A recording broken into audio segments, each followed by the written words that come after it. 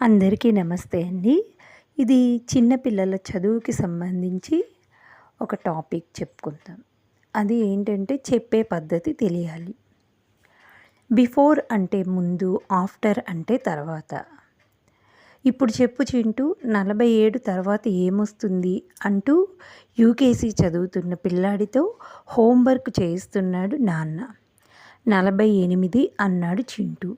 Very good. మరి 48కి before అంటే ముందు ఏమొస్తుంది అడిగాడు నాన్న. తెల్లమొహం వేశాడు చింటూ. ఓపిక నశించిన నాన్న వారం నుంచి చెబుతున్నా అయినా రావట్లేదా అంటూ కసురుకున్నాడు. చింటూ ఏడ్చేశాడు. కోపాన్ని తమాయించుకుని ఏడవకు, నీకు అర్థమయ్యేలా మళ్ళీ చెబుతాలే, కాసేపు ఆడుకో అంటూ వాణ్ణి దగ్గరకు తీసుకుని సముదాయించాడు. చింటూ స్నేహితులతో ఆడుకోవడానికి వెళ్ళాడు. అసలు చింటూకి ఏమైంది? ఇదేమీ కష్టమైన కాన్సెప్ట్ కాదే. ఇదేం అర్థం చేసుకోలేకపోతే పెద్దయ్యే కొలది లెక్కల్లో ఇంకా క్లిష్టమైన విషయాలు వస్తాయి. వాటిని ఎలా అర్థం చేసుకోగలుగుతాడు అన్న ఆలోచన నాన్నలో ఆందోళన పెంచింది. కాసేపు స్థిమితంగా కూర్చుని నాకది చిన్న లెక్కలా అనిపించినా వాడి స్థాయికి పెద్దదే. అర్థం కావట్లేదంటే ఎక్కడో తికమక పడుతున్నాడు. అదేంటో తెలిస్తే అర్థమయ్యేలా చెప్పచ్చు అనుకుంటూ చింటూ లెక్కల నోట్బుక్ తెరిచాడు.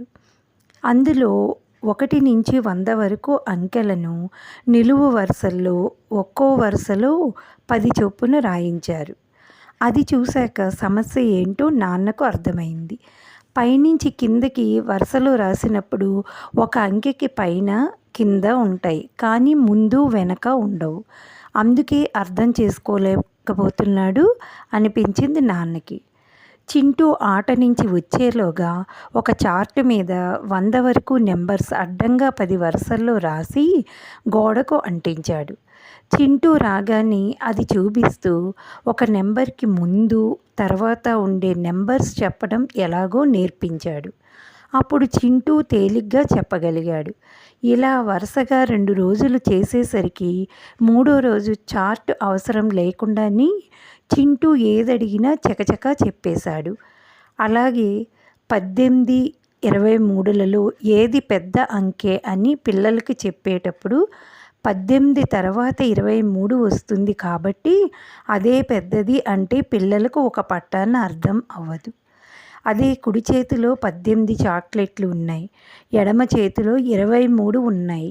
ఏ చేతిలో ఎక్కువ చాక్లెట్లు ఉన్నాయి అని అడగండి, టక్కున చెబుతారు. ప్రైమరీ స్థాయి పిల్లలకు ప్రతి సబ్జెక్టు ఆటలాగా నేర్పిస్తే త్వరగా అర్థమవుతుంది. పెద్దలు సాధారణంగా చేసే పొరపాటు తమకు తెలిసిన పద్ధతిలోనే చెప్పి పిల్లలు అర్థం చేసుకోకపోతే వారికి ఆ శక్తి లేదనే నిర్ణయానికి రావటం. అలా కాకుండా వాళ్ళు ఎక్కడ కన్ఫ్యూజ్ అవుతున్నారో కనిపెట్టి దాని ప్రకారం మనం చెప్పే పద్ధతి మార్చుకుంటే మంచి ఫలితం ఉంటుంది.